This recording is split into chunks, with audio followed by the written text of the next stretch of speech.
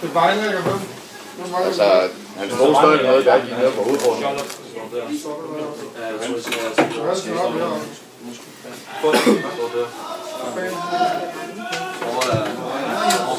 Hvor meget er det? Hvem tager stuen så? Vi bare stiller os ved siden af. Hold ham lige ude lidt.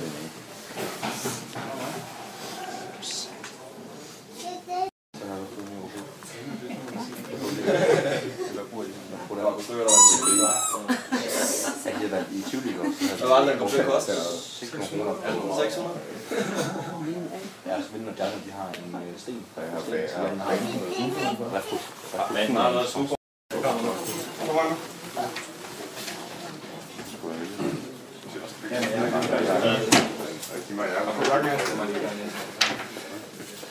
Nej.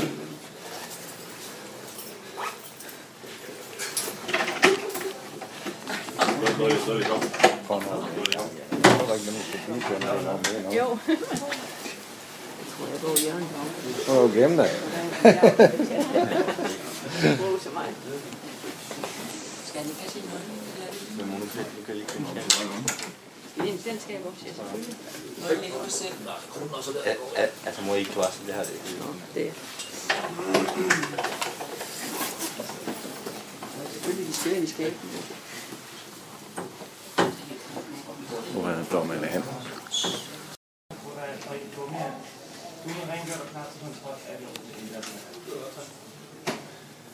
Vagt! Godmorgen! Godmorgen, Alexander! Godmorgen.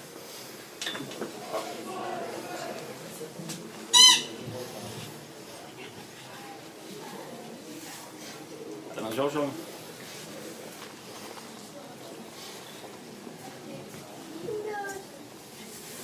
Har du en strødskjorte inde i dit skab? Det er han. Fremhold den.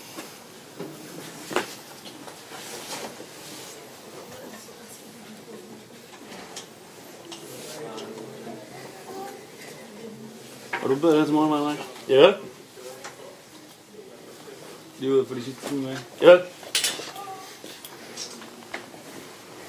Og du bedre for noget? Øl. Ja.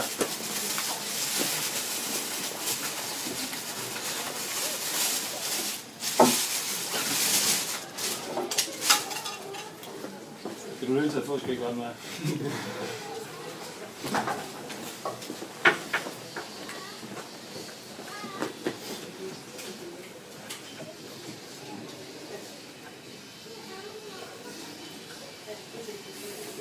Så. Skal du lige snustemmer, eller hvad? Nej, for sige det. Du har lige duft. Hvordan det fandt med den duft, eller hvad? Det dufter rigtig godt. Hold den dog. Ja, der er du ikke fandme et godt, så. Du kunne godt have brugt komplimenter. Du står helt alene i stedet for. På Voldborg, de gør sådan noget. Ja? Det er på Voldborg, de der, synes jeg, eller rekrutterne med i byen. Det skal noget rent. Du skal fremme, nu skal du. Du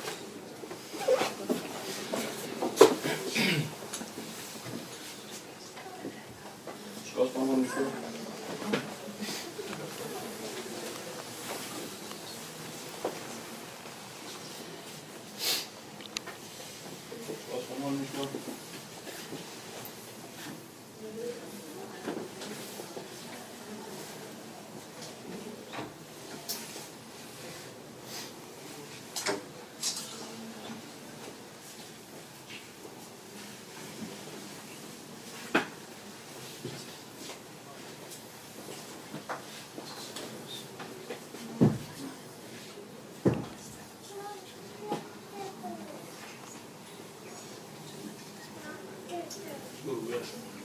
Ja.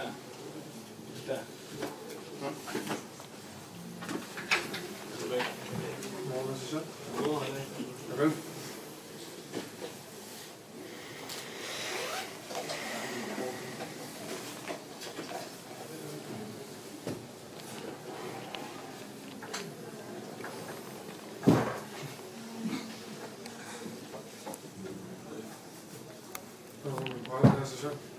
Går du så til min morgen?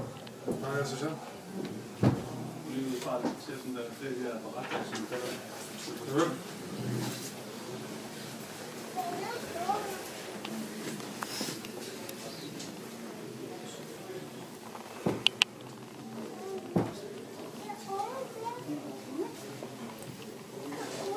Ved du, hvad du skal lave, Sjovne? Nej, så. Hvad skal du? Så kan du da få nogle af dine kammerater til at hjælpe dig. Så kan du finde ud af, hvor det skal være presfolder, og hvor der ikke skal være presfolder. Ja. Fantastisk idé. Det kan folk finde ud af. Så må du få hånd til det. Ja. Du siger, du har lige 5 minutter til at stryge. Ja. Nu.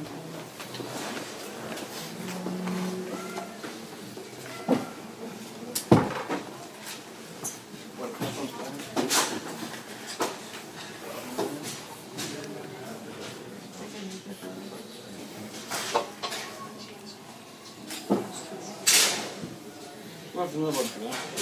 Du skal være færrest. Du skal være forrest på den der.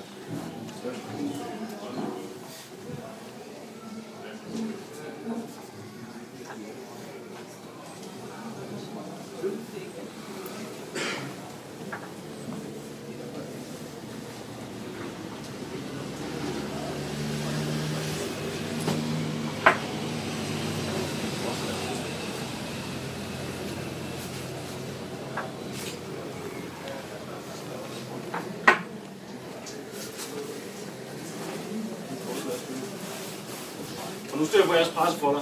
Nu har vi kørt det snart 2 måneder. Nu har det ikke været en stor videnskab at stryge.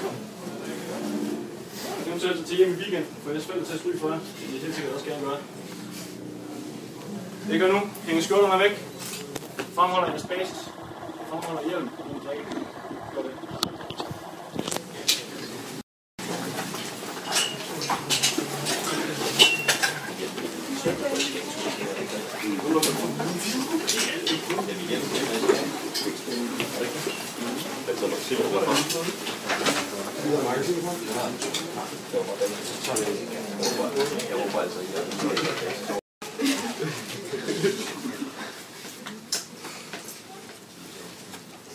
Hjem på.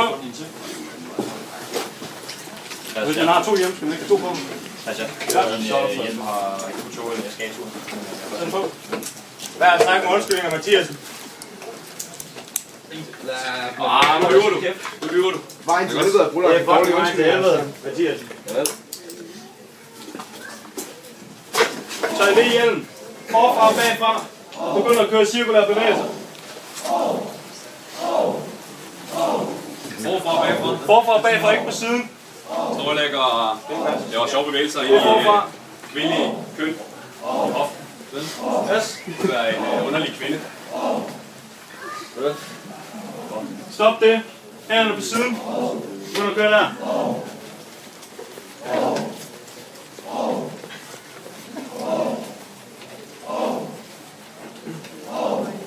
Afslut. Hjelm af.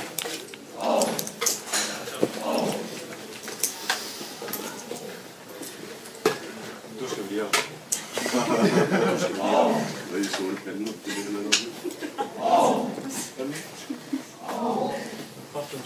Delskov, hvis du nu ikke har været i stand til at vedligeholde din hjelm korrekt, jeg så stole på, at alle dine andre kollegaer har gjort det ordentligt. Kan jeg det? Kan du garantere det? Hvad så med ham herovre, der heller ikke har vedligeholdt det korrekt? Vi er enige om, at du kan ikke stole på, at alle har gjort det korrekt. Så nu går alle ud og får vedligeholdt deres hjelm. Tak for det. Også rekrutatshjelm. Ja. Hvad siger du? Ja, selvfølgelig skal du det. Ellers så lærer han det jo aldrig. Så vi ikke har været i stand til at Du skal låse skabene.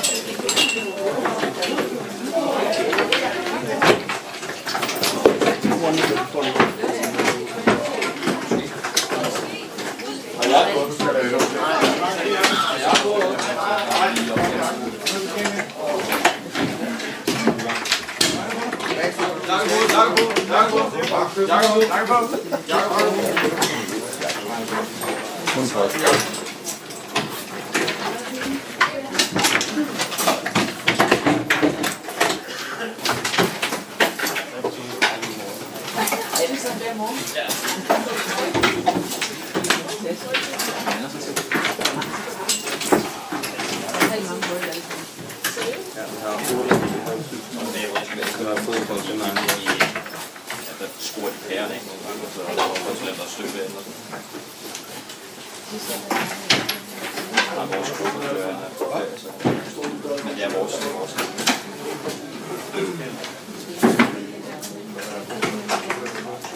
Han må gerne løbes!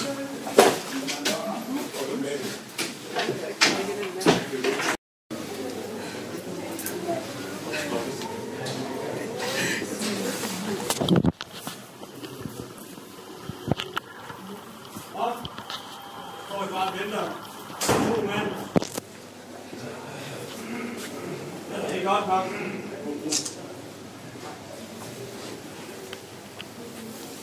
Burde man på nuværende tidspunkt i tjenesten magte sit liv så meget, at man fattede en simpel ordre? Fuck. Jeg ved det, så. Så nu er vi snart færdigt, eller hvad? Hvor langt det, der gør ham til måneden, skal bruge?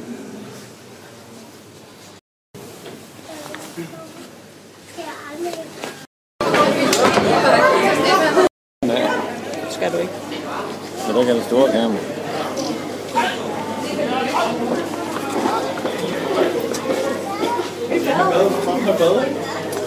Ringe senere, mor.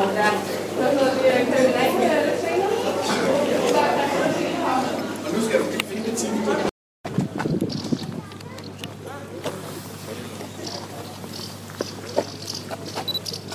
Se rundt på hinanden. Moralen skiftes. Lommer. Dørbånd.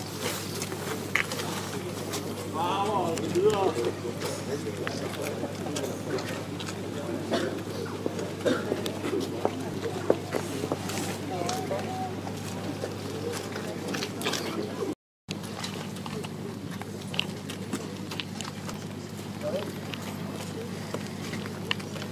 På min herre.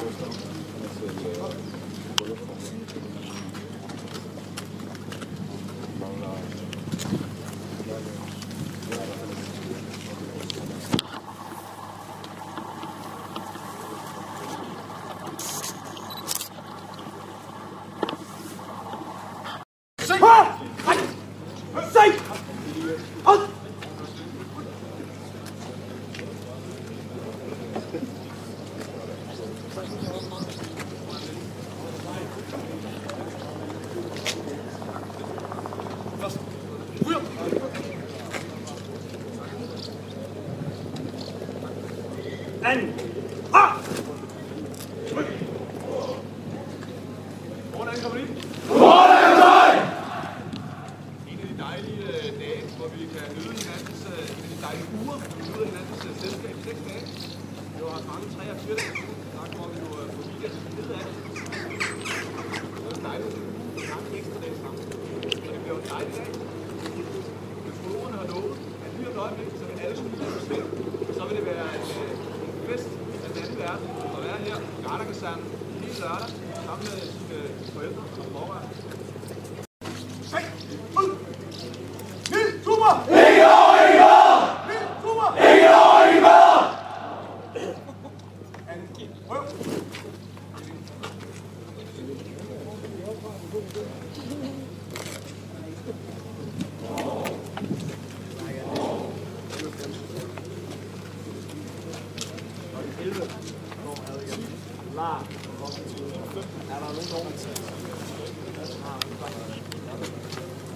Man har gået op, man har fået skubber. Har man et navn, der vil jeg fra dag. Så har man fået et skubber. Har man et fucking mærke, rigtig ordentligt, så har man fået et skubber. Alle de her ting.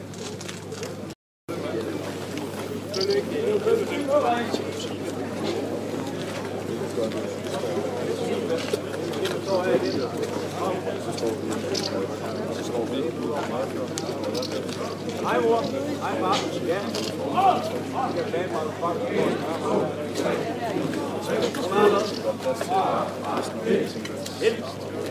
ryk! Hold!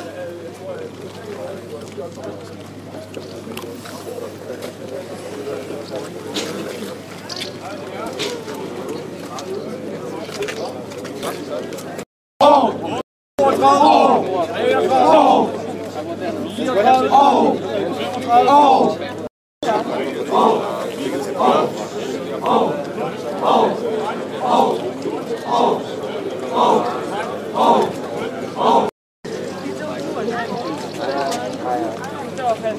passer lige på vognen her.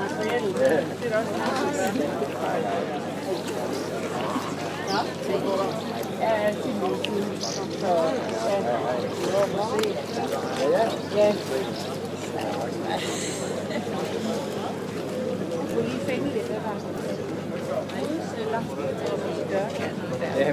Ikke husk det, der kan det. Vi kan jo altid finde et eller andet. Ja. Ej, det var da meget sjovt, og det ligger bare. Ja, vi skal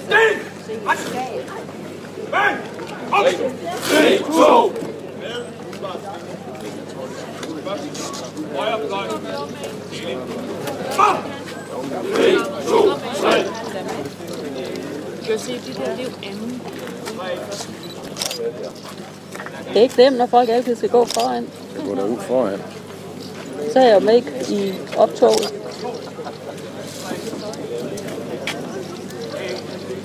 Bliv dog stående.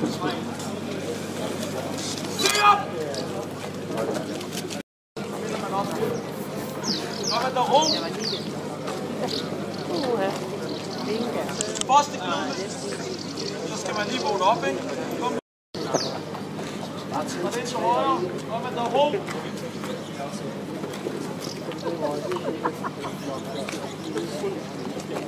Det er bare Special Force, tror jeg. 7 til 3.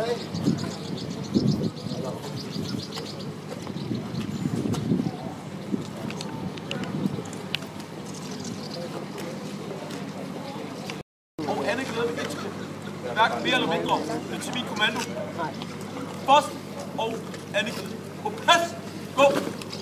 1 og 2. 1, 2, 3, gå. 1 og 2. Fra 1.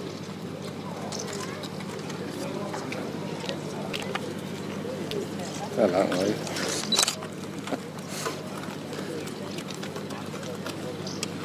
Kom, at der er ro. Høj. Op. 1, 2. Med udbart spilling højre ud af gården. Deling. Og. 1, 2, 3.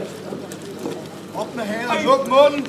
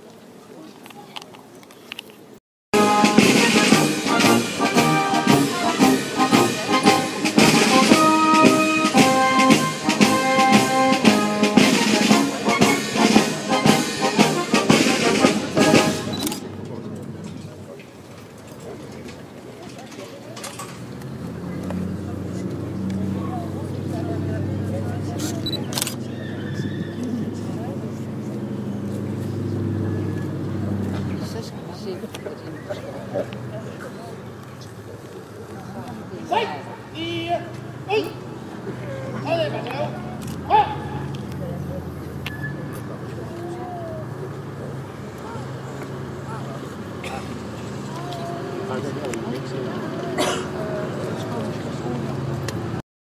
navn er Claus Daves. Jeg er oberstchef for den Kongelige Livgarde. Og her på Gardekasernen er jeg glad for at kunne byde så mange.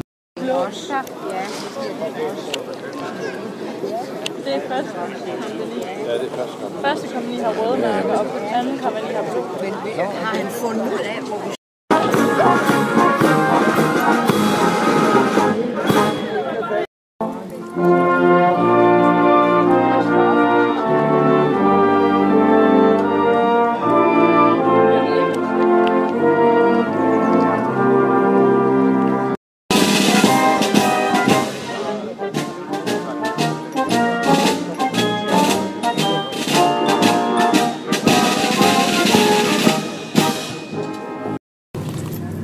Særlig velkomst til jer, der er forældre, kærester eller på anden måde pårørende til de af vores værnepligtige, der blev indkaldt i april i år.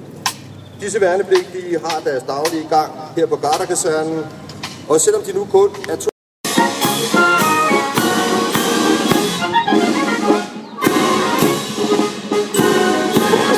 Der ser vi som altid den Kongelige Livgardes Musikkorps, som består af 36 konstitutionsuddannede musikere, og umiddelbart bagefter går 4 tamburer, som skiftes med musikkorpset til at spille.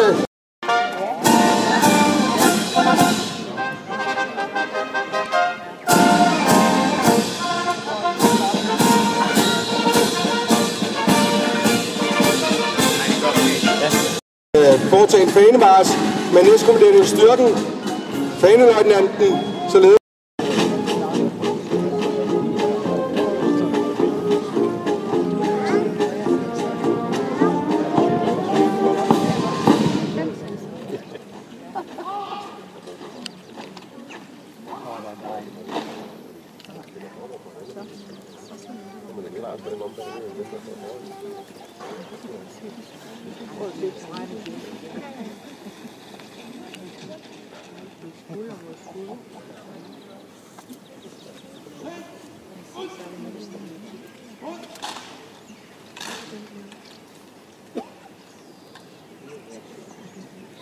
Så har vagtstyrken foretaget frontmarch, og nu går næstkommanderende på vagten ind for at hente fanen og skal om lidt til at gennemføre fanemarch.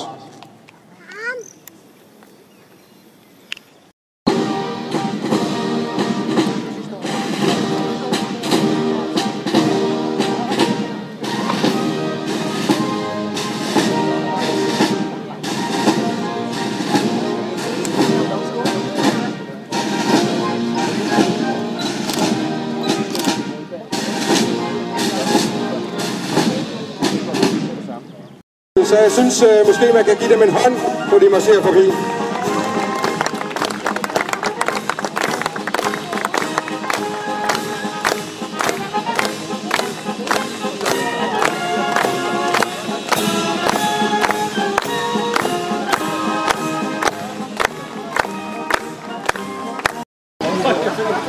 Alec!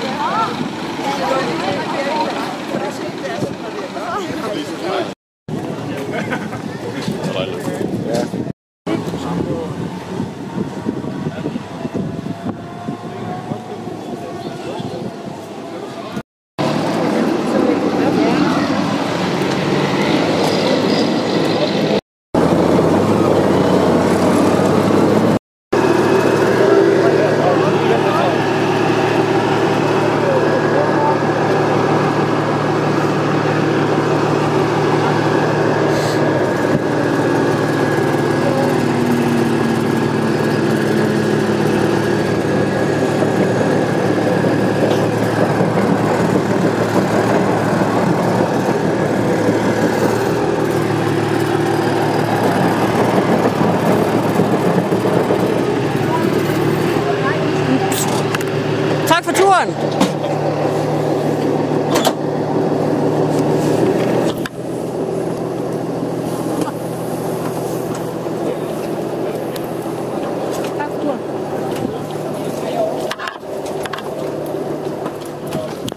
Det var vildere end min Berlingo. Jeg kan ikke finde at den her. Ja, værsgo. Jeg har samlet kæmper op.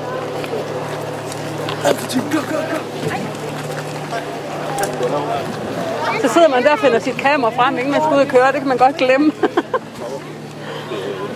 Ja, det skal være i god form, men det styrer den. Har du selv tydet, det var vildt? Jeg vil næsten påstå, at mor har stået der, hvor jeg stod, så hun blev... Jeg hvis ikke man holder fast, så røg man af. Er du selv tydet, det er ufatteligt, man kan køre sådan et sted? Og i moder og i... Helt op på siden. Det var vildt der helvede til. Nå, okay, nej, jeg bliver stået. Det er i hvert fald ikke for små børn. Nej. Der er mange små børn. Ja, det er det ikke, det synes jeg ikke. De vil ryge rundt ind i på. Nej. Og det er værd, man står der, hovedet det kan blive hakket ind, og man skal simpelthen holde sig fast, ikke?